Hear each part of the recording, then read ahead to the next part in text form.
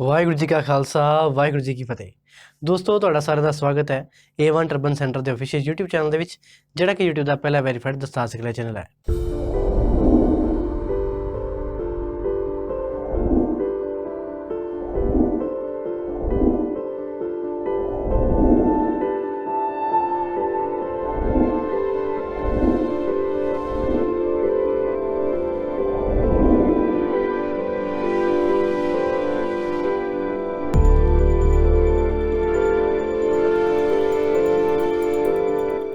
And ਜਿੱਥੋਂ ਤੁਸੀਂ ਦਸਤਾਰਾਂ ਦੀਆਂ ਆਪਣੀਆਂ ਮਨਪਸੰਦ ਦੀਆਂ ਵੀਡੀਓਜ਼ ਦੇਖ ਕੇ ਆਪਣੀ ਦਸਤਾਰ ਦੇ ਵਿੱਚ ਸੁਧਾਰ ਕਰਦੇ ਰਹਿੰਦੇ ਹੋ।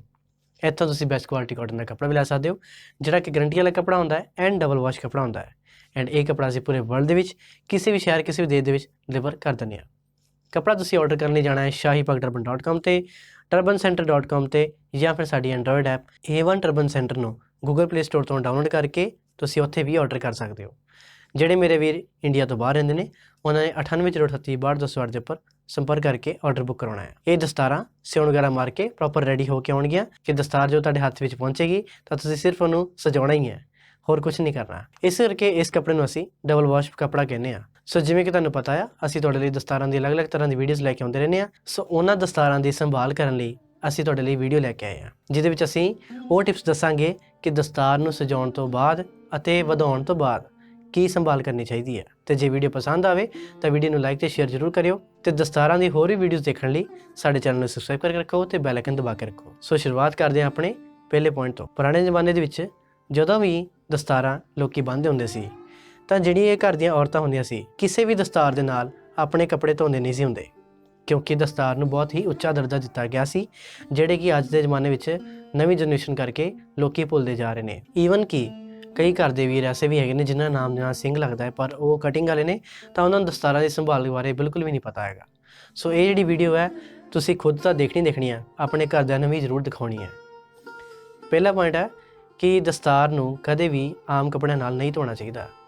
ਇਹ ਦਸਤਾਰ ਦੀ ਰਿਸਪੈਕਟ ਵਾਸਤੇ ਹੈ, ਕੋਈ ਇਹਦੇ 'ਚ ਵਹਿਮ ਨਹੀਂ ਹੈ। ਦਸਤਾਰ ਜਦੋਂ ਧੋਣੀ ਹੈ ਤੁਸੀਂ ਇੱਕ ਸੈਪਰੇਟ ਜਾਂ ਤਾਂ ਫਿਰ ਪੂਰੀ ਮਸ਼ੀਨ ਨਾਲ ਵਾਸ਼ ਕਰ ਲਓ ਜਾਂ ਫਿਰ ਹੱਥਾਂ ਨਾਲ ਧੋਵੋ। ਅਤੇ ਦੂਸਰਾ ਪੁਆਇੰਟ ਹੈ, ਦਸਤਾਰ ਦਾ ਕੱਪੜਾ ਖਰਾਬ ਨਾ ਹੋਵੇ, ਇਸ ਕਰਕੇ ਇਹਨੂੰ ਧੋਣ ਤੋਂ ਬਾਅਦ ਛਾਵੇਂ ਸੁੱਕਣੇ ਪਾਉਣਾ ਚਾਹੀਦਾ ਆ। ਧੁੱਪੇ ਸੁੱਕਣੇ ਪਾਓਗੇ, ਇੱਕ ਨੋਰਮਲੀ ਜਿਹੜੀ ਆ ਧੁੱਪ ਦੀ ਹੈਬਿਟ ਹੈ, ਜਿਹੜੀ ਸੂਰਜ ਦੀ ਰੋਸ਼ਨੀ ਆ ਕੱਪੜਿਆਂ ਦਾ ਰੰਗ ਜਿਹੜਾ ਖਿੱਚ ਲੈਂਦੀ ਹੈ। ਸੋ ਇਸ ਕਰਕੇ ਧਿਆਨ ਰੱਖਣਾ ਆ। ਤੁਹਾਡੇ ਹੋਰ ਵੀ ਕੱਪੜੇ ਹੋਣਗੇ ਜਿਹੜੇ ਤੁਸੀਂ ਪੂਰੇ ਗਿੱਲੇ ਕਰਕੇ, ਜੇ ਤੁਸੀਂ ਧੁੱਪੇ ਸੁੱਕਣੇ ਪਾਏ ਹੋਣ, ਜਾਂ ਕਹਿ ਲਓ ਕਿ ਜਿੱਥੇ ਬਨੇਰੇ ਦੇ ਉੱਪਰ ਕੱਪੜਾ ਜਿਹੜਾ ਇੱਦਾਂ ਪਿਆ ਹੁੰਦਾ ਹੈ, ਤਾਂ ਇਹ ਕਿਨਾਰੇ ਦੇ ਉੱਪਰ ਜਿਹੜਾ ਧੁੱਪ ਪੈਣ ਦੇ ਨਾਲ ਕਈ ਵਾਰੀ ਇੱਥੋਂ ਰੰਗ ਜਿਹੜਾ ਫੇਡ ਹੋ ਜਾਂਦਾ ਹੈ। ਸੋ ਦਸਤਾਰ ਦੀ ਸੰਭਾਲ ਕਰਨਾ ਬਹੁਤ ਜ਼ਰੂਰੀ ਆ ਕਿ ਦਸਤਾਰ ਨੂੰ ਧੋਣ ਤੋਂ ਬਾਅਦ ਇਹਨੂੰ ਛਾਵੇਂ ਹੀ ਸੁੱਕਣੇ ਪਾਉਣਾ ਚਾਹੀਦਾ ਆ, ਤਾਂ ਕਿ ਇਹਦੇ ਕਲਰ ਦੀ ਜਿਹੜੀ ਡਿਊਰੇਬਿਲਿਟੀ ਆ ਉਹ ਵੱਧ ਸਕੇ। ਸੋ ਆਪਣੇ ਤੀਜੇ ਪੁਆਇੰਟ ਵੱਲ ਚੱਲਦੇ ਹਾਂ। ਦਸਤਾਰ ਨੂੰ ਕਦੇ ਵੀ ਟੋਪੀ ਵਾਂਗੂ ਨਹੀਂ ਲਾਉਣਾ ਚਾਹੀਦਾ, ਅਤੇ ਨਾ ਹੀ ਟੋਪੀ ਵਾਂਗੂ ਪਾਉਣਾ ਚਾਹੀਦਾ ਆ। ਤੁਸੀਂ ਕਾਫੀ ਸਾਰੇ ਵੀਰਾਂ ਨੇ ਸੁਣਿਆ ਹੋਇਆ ਹੈ ਕਿ ਪੰਜਾਬ ਪੁਲਿਸ ਦੇ ਵਿੱਚ ਜਾਂ ਆਰਮੀ ਦੇ ਵਿੱਚ ਕਈ ਮੇਰੇ ਵੀਰ ਹੈਗੇ ਨੇ ਜਿਹੜੇ ਦਸਤਾਰ ਨੂੰ ਬੰਨ੍ਹ ਕੇ ਰੱਖ ਲੈਂਦੇ ਨੇ 4-4 5-5 ਦਿਨ, ਮਹੀਨਾ ਵੀ ਕਈ ਲੋਕੀ ਯੂਜ਼ ਕਰਦੇ ਨੇ। ਦਸਤਾਰ ਨੂੰ ਕੈਪ ਦੀ ਤਰ੍ਹਾਂ ਰੱਖ ਲੈਂਦੇ ਆ ਅਤੇ ਕੈਪ ਦੀ ਤਰ੍ਹਾਂ ਉਤਾਰ ਦਿੰਦੇ ਆ। ਇਹ ਸ੍ਰੀ ਅਕਾਲ ਤਖਤ ਸਾਹਿਬ ਦੀ ਮਰਿਆਦਾ ਤੋਂ ਬਿਲਕੁਲ ਉਲਟਾ ਹੈ। ਇਹ ਤੁਸੀਂ ਕਿਤੇ ਵੀ ਜਿਹੜੇ ਮੇਰੇ ਵੀਰ, ਜੇ ਕਿਸੇ ਨੇ ਸੁਣਿਆ ਵੀ ਹੋਏਗਾ, ਜੇ ਨਹੀਂ ਵੀ ਸੁਣਿਆ ਤਾਂ ਅੱਜ ਸੁਣ ਲਓ। ਦਸਤਾਰ ਨੂੰ ਕਦੇ ਵੀ ਟੋਪੀ ਵਾਂਗੂ ਨਹੀਂ ਉਤਾਰਨਾ। ਇੱਕ ਇੱਕ ਪੱਲਾ ਜਿਵੇਂ ਤੁਸੀਂ ਸਜਾਇਆ ਹੈ, ਉੱਦਾਂ ਹੀ ਇੱਕ ਇੱਕ ਪੱਲਾ ਖੋਲ੍ਹ ਕੇ ਰੱਖਣਾ ਹੈ। ਪੁਆਇੰਟ ਨੰਬਰ ਚੌਥਾ, ਦਸਤਾਰ ਨੂੰ ਹਮੇਸ਼ਾ ਤੁਸੀਂ ਵਧਾਉਣ ਤੋਂ ਬਾਅਦ, ਕਹਿਣ ਦਾ ਮਤਲਬ ਖੋਲ੍ਹਣ ਤੋਂ ਬਾਅਦ, ਇਕੱਲੇ ਪੱਲੇ ਜਿਹੜੇ ਚੁਣਨੇ ਨੇ।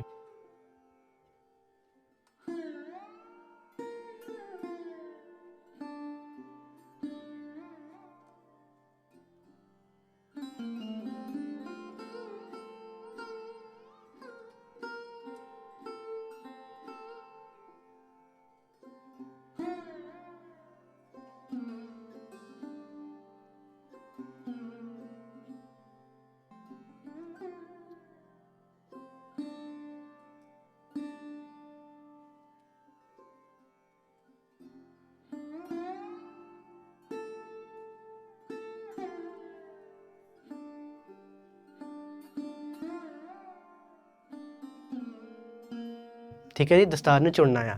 ਚੁਣਨਾ ਕਿੱਦਾਂ ਹੁੰਦਾ ਆ? ਕਹਿਣ ਦਾ ਮਤਲਬ ਕਿ ਦਸਤਾਰ ਦੇ ਜਿਹੜੇ ਕਿਨਾਰੇ ਨੇ ਪੂਰੇ ਐਜ ਜਿਹੜੇ ਖੋਲ੍ਹ ਕੇ ਰੱਖ ਦੇਣੇ ਆ, ਐਂਡ ਉਹਨੂੰ ਬਸ ਇਕੱਲਾ ਫੋਲਡ ਕਰਕੇ ਰੱਖ ਦੇਣਾ। ਇਹ ਨਹੀਂ ਕਿ ਜਿਹੜੀ ਅਸੀਂ ਪੂਣੀ ਕੀਤੀ ਆ ਐਜ਼ ਇਟ ਇਜ਼ ਉੱਦਾਂ ਹੀ ਖੋਲ੍ਹ ਕੇ ਇੱਦਾਂ ਹੀ ਇਕੱਠੀ ਕਰਕੇ ਰੱਖ ਦਿੱਤੀ।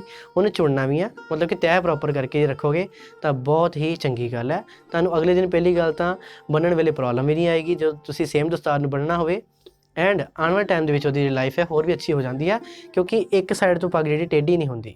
ਇਹ ਜ਼ਿਆਦਾ ਖਿੱਚ ਕੇ ਕਈ ਵਾਰੀ ਕਿਨਾਰੇ ਜਿਹੜੇ ਨੇ ਉਹ ਟੇਢੇ ਹੋ ਜਾਂਦੇ ਨੇ, ਇਸ ਕਰਕੇ ਉਹ ਕਾਣ ਵੀ ਨਹੀਂ ਪੈਂਦੀ ਹੈਗੀ। ਇਹ ਧਿਆਨ ਰੱਖਣਾ ਆ। ਪੁਆਇੰਟ ਨੰਬਰ 5ਵਾਂ, ਜਦੋਂ ਵੀ ਤੁਸੀਂ ਦਸਤਾਰ ਸਜਾਉਣੀ ਆ ਤਾਂ 2 ਦਸਤਾਰਾਂ ਤੁਹਾਡੇ ਕੋਲ ਹੋਣੀਆਂ ਚਾਹੀਦੀਆਂ ਆ। ਇੱਕ ਦਸਤਾਰ ਥੱਲੇ ਹੋਣੀ ਚਾਹੀਦੀ ਹੈ ਛੋਟੀ ਦਸਤਾਰ, ਇੱਕ ਉੱਪਰ ਵੱਡੀ ਹੋਣੀ ਚਾਹੀਦੀ ਆ। ਚਾਹੇ ਕਿਸੇ ਵੀ ਟਾਈਪ ਦੀ ਦਸਤਾਰ ਹੋਵੇ ਉਹਨੂੰ ਦਸਤਾਰ ਹੀ ਮੰਨਿਆ ਜਾਂਦਾ ਆ। ਕਈ ਲੋਕੀ ਪਟਕੇ ਨੂੰ ਦਸਤਾਰ ਕਹਿੰਦੇ ਨੇ, ਪਰ ਪੱਗ ਨੂੰ ਦਸਤਾਰ ਨਹੀਂ ਕਹਿੰਦੇ, ਜਦ ਕਿ ਦਸਤਾਰ ਪੱਗ ਵੀ ਹੈ। ਸੋ ਇਸ ਕਰਕੇ 2 ਦਸਤਾਰਾਂ ਤੁਹਾਡੇ ਕੋਲ ਹੋਣੀਆਂ ਚਾਹੀਦੀਆਂ ਨੇ, ਇੱਕ ਛੋਟੀ ਕੇਸਕੀ ਐਂਡ ਇੱਕ ਵੱਡੀ ਪੱਗ, ਜਿਹੜੀ ਕਿ ਗੁਰੂ ਹਰਗੋਬਿੰਦ ਸਾਹਿਬ ਜੀ ਦੀ ਮਰਿਆਦਾ ਅਨੁਸਾਰ ਹੈ। ਐਂਡ 2 ਦਸਤਾਰਾਂ ਤੁਹਾਡੇ ਕੋਲ ਹਮੇਸ਼ਾ ਹੋਣੀਆਂ ਚਾਹੀਦੀਆਂ ਨੇ। ਇਸੇ ਕਰਕੇ ਸ੍ਰੀ ਦਮਾਲਾ ਸਾਹਿਬ ਦੇ ਥੱਲੇ ਇੱਕ ਬੁੰਗਾ ਬੰਨ੍ਹਿਆ ਜਾਂਦਾ ਹੈ ਐਂਡ ਵੱਡੀ ਦਸਤਾਰ ਉਹਦੇ ਉੱਪਰ ਬੰਨ੍ਹੀ ਜਾਂਦੀ ਹੈ। ਚਾਹੇ ਜਿੰਨਾ ਮਰਜ਼ੀ ਮਾਹੌਲ ਜਿਹੜਾ ਮਾਡਰਨਾਈਜੇਸ਼ਨ ਦੇ ਵਿੱਚ ਆ ਜਾਵੇ, ਤੁਸੀਂ ਆਪਣੀ ਮਰਿਆਦਾ ਨਹੀਂ ਛੱਡਣੀ। ਪੁਆਇੰਟ ਨੰਬਰ 6ਵੇਂ ਪੁਆਇੰਟ ਦੇ ਵਿੱਚ ਦੱਸਾਂਗੇ ਕਿ ਦਸਤਾਰ ਦੇ ਥੱਲੇ ਜਿਹੜਾ ਬੇਸ ਬਣਨਾ ਆ ਉਹ ਜੂੜਾ ਕਰਕੇ ਬਣਨਾ ਆ। ਕੇਸਾਂ ਦੀ ਸੰਭਾਲ ਬਹੁਤ ਹੀ ਤਰੀਕੇ ਨਾਲ ਚੱਲਣੀ ਚਾਹੀਦੀ ਆ। ਕੇਸਾਂ ਨੂੰ ਕਦੇ ਵੀ ਤੁਸੀਂ ਖਿਲਾਰਨਾ ਨਹੀਂ ਹੈ। ਜੂੜਾ ਜਿਹੜਾ ਪ੍ਰੋਪਰ ਸੌਫਟ ਜੂੜਾ ਕਰ ਸਕਦੇ ਹੋ, ਬਿਠਾ ਕੇ ਕਰ ਸਕਦੇ ਹੋ, ਪਰ ਹੋਣਾ ਜੂੜਾ ਚਾਹੀਦਾ ਆ। ਕਈ ਮੇਰੇ ਵੀਰ ਅੰਮ੍ਰਿਤਧਾਰੀ ਸਿੰਘ ਹੁੰਦੇ ਨੇ, ਉਹ ਕੰਗਾ ਸਾਹਿਬ ਵੀ ਲਾਉਂਦੇ ਨੇ, ਇਸ ਕਰਕੇ ਜੂੜਾ ਕਰਕੇ ਜੇ ਕੰਗਾ ਸਾਹਿਬ ਲਾਓਗੇ ਤਾਂ ਉਹ ਬਹੁਤ ਹੀ ਰਿਸਪੈਕਟਫੁਲ ਹੈ। ਪਹਿਲੀ ਗੱਲ ਤਾਂ ਤੁਸੀਂ ਕੇਸਾਂ ਦੀ ਸੰਭਾਲ ਕੀਤੀ, ਦਸਤਾਰ ਨੂੰ ਮਰਿਆਦਾ 'ਚ ਬੰਨਿਆ, ਐਂਡ ਜੇ ਤੁਸੀਂ ਦਸਤਾਰ ਮੁਕਾਬਲੇ ਵਿੱਚ ਜਾਂਦੇ ਹੋ ਐਂਡ ਇਸ ਪੁਆਇੰਟ ਕਰਕੇ ਤੁਸੀਂ ਹਮੇਸ਼ਾ ਫਸਟ ਆ ਸਕਦੇ ਹੋ। ਪੁਆਇੰਟ ਨੰਬਰ 7ਵਾਂ, ਜਦੋਂ ਦਸਤਾਰਾਂ ਪੁਰਾਣੀਆਂ ਹੋ ਜਾਂਦੀਆਂ ਨੇ ਉਹਨਾਂ ਦੀ ਸੰਭਾਲ ਕਿੱਥੇ ਕਰਨੀ ਆ, ਉਹਨਾਂ ਨੂੰ ਕਿੱਥੇ ਯੂਜ਼ ਕਰਨਾ ਚਾਹੀਦਾ ਆ। ਉਹਨਾਂ ਦੇ ਕਦੇ ਵੀ ਪੋਚੇ ਨਹੀਂ ਬਣਾਉਣੇ ਚਾਹੀਦੇ, ਠੀਕ ਹੈ ਨਾ। ਉਹਨੂੰ ਕਦੇ ਕੱਪੜਾ ਸਫਾਈ ਵਾਸਤੇ ਨਹੀਂ ਲਾਉਣਾ ਚਾਹੀਦਾ। ਸਭ ਤੋਂ ਪਹਿਲਾ ਪੁਆਇੰਟ ਹੁੰਦਾ ਆ ਇਹ ਤੁਸੀਂ ਪਟਕਾ ਬਣਾ ਸਕਦੇ ਹੋ। ਦੂਜਾ ਪੁਆਇੰਟ ਇਹਦੀ 50 ਬਣਾ ਸਕਦੇ ਹੋ। 50 ਬਹੁਤ ਸਾਰੀਆਂ ਨਿਕਲ ਸਕਦੀਆਂ ਨੇ ਇਹ 'ਚੋਂ।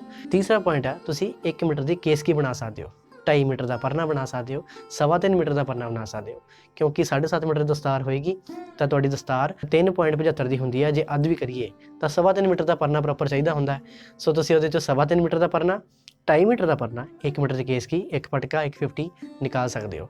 ਪੁਰਾਣੀ ਦਸਤਾਰਾਂ ਇਸ ਤਰੀਕੇ ਨਾਲ ਯੂਜ਼ ਕਰ ਸਕਦੇ ਹੋ। ਐਂਡ ਉਸ ਤੋਂ ਬਾਅਦ ਚੱਲਦੇ ਹਾਂ ਪੁਆਇੰਟ ਨੰਬਰ 8ਵੇਂ ਵੱਲ। ਦਸਤਾਰ ਬਹੁਤ ਹੀ ਰਿਸਪੈਕਟਫੁਲ ਚੀਜ਼ ਹੈ। ਇਹਨੂੰ ਤੁਸੀਂ ਇੱਦਾਂ ਅਜਾਈ ਹੀ ਮਤਲਬ ਕਿ ਜਾਣ ਨਹੀਂ ਦੇਣਾ ਕਿਤੇ ਕਿ ਪੁਰਾਣੀ ਪੱਗ ਹੈ ਤਾਂ ਕਿਤੇ ਵੀ ਇਹਨੂੰ ਰੱਖ ਦਿਓ ਤੁਸੀਂ, ਠੀਕ ਹੈ ਜੀ। ਤੁਸੀਂ ਇਸੇ ਦਸਤਾਰ ਨੂੰ ਐਜ਼ ਇਟ ਇਜ਼ ਕਿਸੇ ਨੂੰ ਦੇ ਵੀ ਸਕਦੇ ਹੋ, ਲੋੜਵੰਦ ਨੂੰ ਦੇ ਸਕਦੇ ਹੋ, ਤਾਂ ਕਿ ਉਹ ਆਪਣੇ ਸਰੀਰ ਦਾ ਵਸਤਰ ਵੀ ਬਣਾ ਸਕੇ ਜਾਂ ਫਿਰ ਆਪਣੇ ਸਿਰ 'ਤੇ ਦਸਤਾਰ ਵੀ ਬਣ ਸਕੇ। ਐਂਡ ਸਭ ਤੋਂ ਮੇਨ ਗੱਲ ਪੁਆਇੰਟ ਨੰਬਰ 9ਵਾਂ, ਤੁਸੀਂ ਦਸਤਾਰਾਂ ਨੂੰ ਮਦਰ, ਸਿਸਟਰ ਜਾਂ ਆਪਣੀ ਵਾਈਫ ਨੂੰ ਵੀ ਦੇ ਸਕਦੇ ਹੋ, ਕਿਉਂਕਿ ਦਸਤਾਰ ਪੁਰਾਣੇ ਜ਼ਮਾਨੇ ਤੋਂ ਹੀ ਚੱਲਦੀ ਆ ਰਹੀ ਆ। ਦਸਤਾਰਾਂ ਦਾ ਕੱਪੜਾ ਪਿਓਰ ਕਾਟਨ ਹੋਣ ਕਰਕੇ ਪੁਰਾਣੇ ਜ਼ਮਾਨੇ ਵਿੱਚ ਜਿਹੜੀਆਂ ਔਰਤਾਂ ਹੁੰਦੀਆਂ ਸੀ ਉਹ ਆਪਣੇ ਸੂਟ ਬਣਾਉਂਦੀਆਂ ਹੁੰਦੀਆਂ ਸੀ ਜਾਂ ਫਿਰ ਆਪਣੇ ਗਲ ਦੇ ਵਿੱਚ ਉਹਨੂੰ ਚੁੰਨੀ ਤਰ੍ਹਾਂ ਯੂਜ਼ ਕਰਦੀਆਂ ਸੀ। ਐਂਡ ਦਸਤਾਰ ਅਤੇ ਚੁੰਨੀ ਦੋਨੋਂ ਹੀ ਰਿਸਪੈਕਟਫੁਲ ਚੀਜ਼ ਨੇ, ਇਹਨਾਂ ਦੋਨਾਂ ਦੀ ਸੰਭਾਲ ਕਰਨ ਦੀ ਲੋੜ ਹੈ।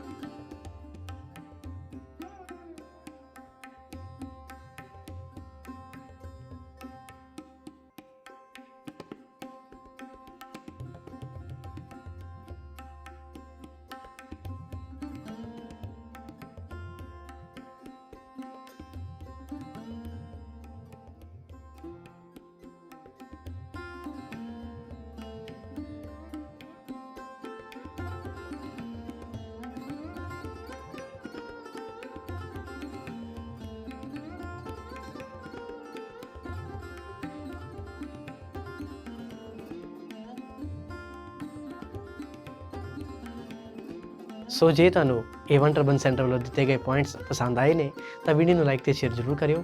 ਤੇ ਜੇ ਇਸੇ ਤਰੀਕੇ ਨਾਲ ਹੋਰ ਵੀ ਦਸਤਾਰਾਂ ਦੀ ਵੀਡੀਓਜ਼ ਦੇਖਣਾ ਚਾਹੁੰਦੇ ਹੋ ਤਾਂ ਸਾਡੇ ਚੈਨਲ ਨੂੰ ਸਬਸਕ੍ਰਾਈਬ ਕਰਕੇ ਰੱਖੋ ਤੇ ਬੈਲ ਆਈਕਨ ਦਬਾ ਕੇ ਰੱਖੋ।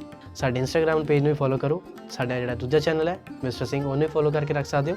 ਉਹਦੇ ਉੱਪਰ ਵੀ ਕਾਫੀ ਤਰ੍ਹਾਂ ਦਾ ਡਿਫਰੈਂਟ ਕੰਟੈਂਟ ਆਉਂਦਾ ਰਹਿੰਦਾ ਆ।